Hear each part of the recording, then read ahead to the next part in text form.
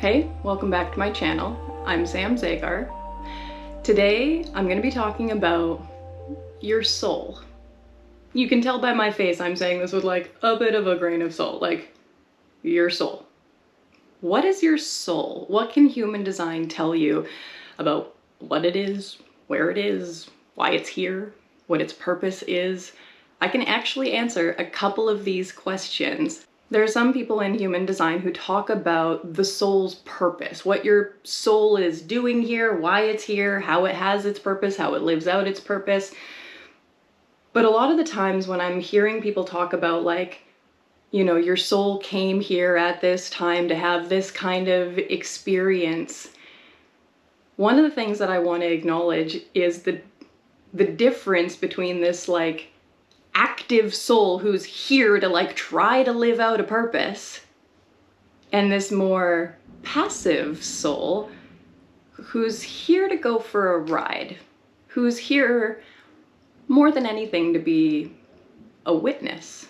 I want to acknowledge that what I'm sharing comes from a place of observation, curiosity. The things that I'm talking about are not necessarily things that I believe in or I have proven to be true. These are not things I'm going to like, you know, defend to my death. Like, this is information that I find to be incredibly fascinating, very helpful, very supportive, very useful, very empowering, and I have a want to share it and talk about it.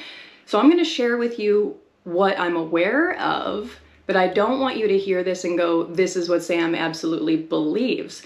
Ask me again, you know, on my deathbed what I believe. I have an entire lifetime to become aware of many different things to believe. But I'm going to share something here because what human design has to say about this conversation in comparison to what a lot of other people might have to say about this conversation, I think I want to add human design's, you know, 2 bits in there. Most of us are aware of the phrase like body and soul. That works really well within human design because you have the design side and you have the soul side, the personality side. How did these 2 things come together? The magnetic monopole is the answer to that. When you were, as in when conception happened and there was a micro Big Bang that started building this baby's body in utero, that's the design crystal doing its work. There is a design crystal that attaches to one sperm. That sperm is going to penetrate the egg and start that design sequence. The design crystal ultimately is responsible for building the baby's body. Now, consciousness is not something that happens at the moment of conception. Consciousness requires a level of hardware in order to work. So for a moment, I'm going to contrast the difference between the brain in the design side and the mind in the personality side. The brain is like hardware, whereas the mind is like your software, your operating system. If I think about like, my laptop is a good example of this. I think about like, this is my MacBook, but it's running this like Sierra operating system or whatever. God, that's probably like many years old actually, whatever. Either way, the point is you've got the hard metal and you've got the ability to run a program through it. Run a program through it is a really important way to say this. In utero, my body is built, but the moment that the baby comes out of the mom, when their physical bodies are separated and that baby is exposed to the neutrino stream, and you know, I'm always going to use myself as an example, personal view.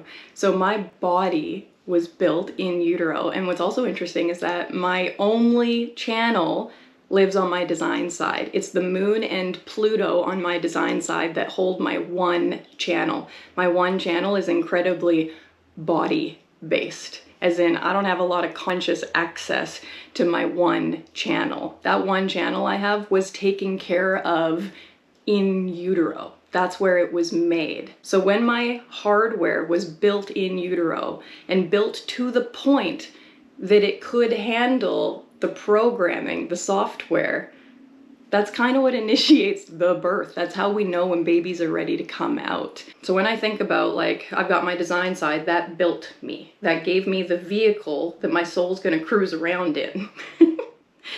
When the vehicle was built, it was like, yo, soul, let's go for a ride. And it called it in, and I was born.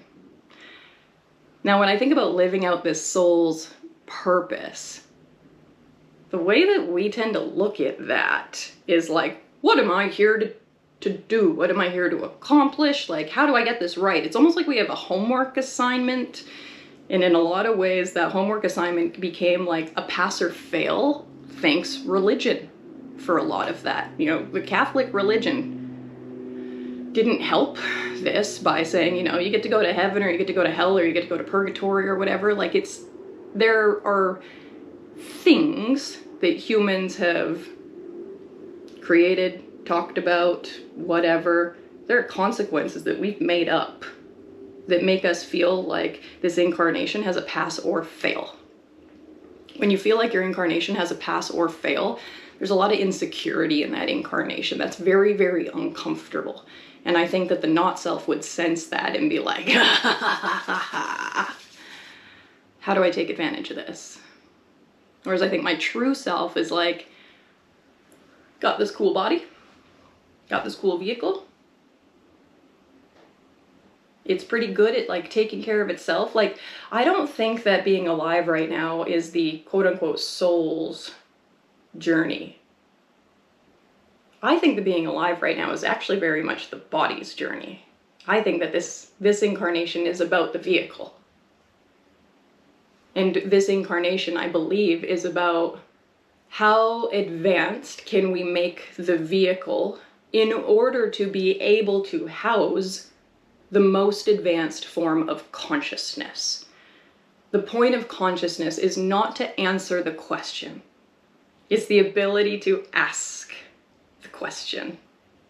Every evolution of us has been greater and greater and greater and greater consciousness awareness. We used to only be awareness in the spleen, then we became awareness in the ajna, then we became awareness in the solar plexus. Every evolution of us gives us a greater opportunity for awareness, for consciousness. This is a consciousness program. But an ultimate consciousness is a very surrendered one. It knows it's just a passenger. It knows it's just along for the ride. This is the body's trip. You know, when I think about, like, I've been asked to try and describe, you know, human design in 60 seconds or less.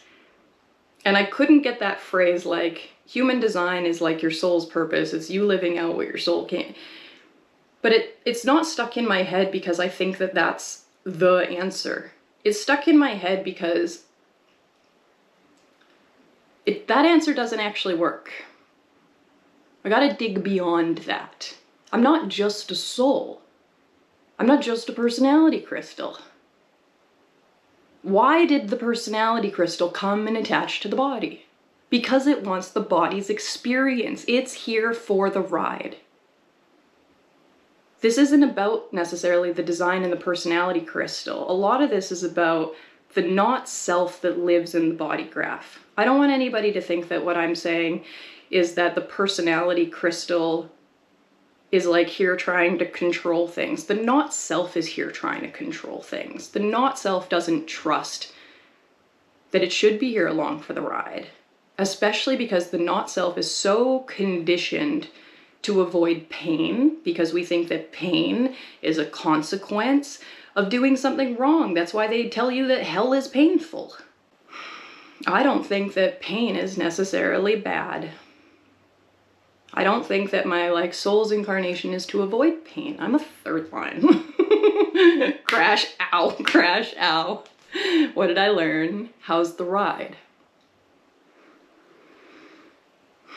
What is a soul? The soul will belong to the personality crystal.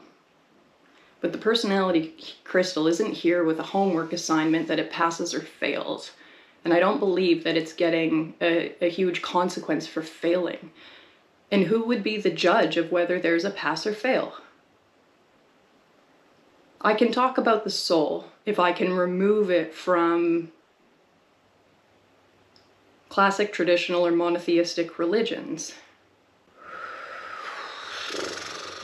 Interesting one. Interesting one. I'm gonna acknowledge where that came from. On my YouTube studio and in the analytics, there's something called inspiration. And my YouTube inspiration shows me that the people who subscribe to my channel also look up these topics online. And I'll be honest, I was kind of like wonderfully amazed that all the similar search topics, they weren't about human design. It's not that my audience is necessarily looking up a lot of specific human design topics, which is funny because I've made a lot of my content on specific human design topics. But what my audience is really looking for is, what's my purpose? What's my soul? How do I love myself? How do I have self-respect? I was kind of quite surprised to see that that's what actually drives and motivates my audience. And I went, of course, because that's the point of human design. How to know yourself, how to love yourself, how to respect yourself, know where your soul came from. Some of my videos are gonna be, it's funny, I wanna say like some of them are about to be less specific, you know, talking about the soul. And yet I brought so many mechanics into that. I'm excited to see where this stuff goes. See you next time.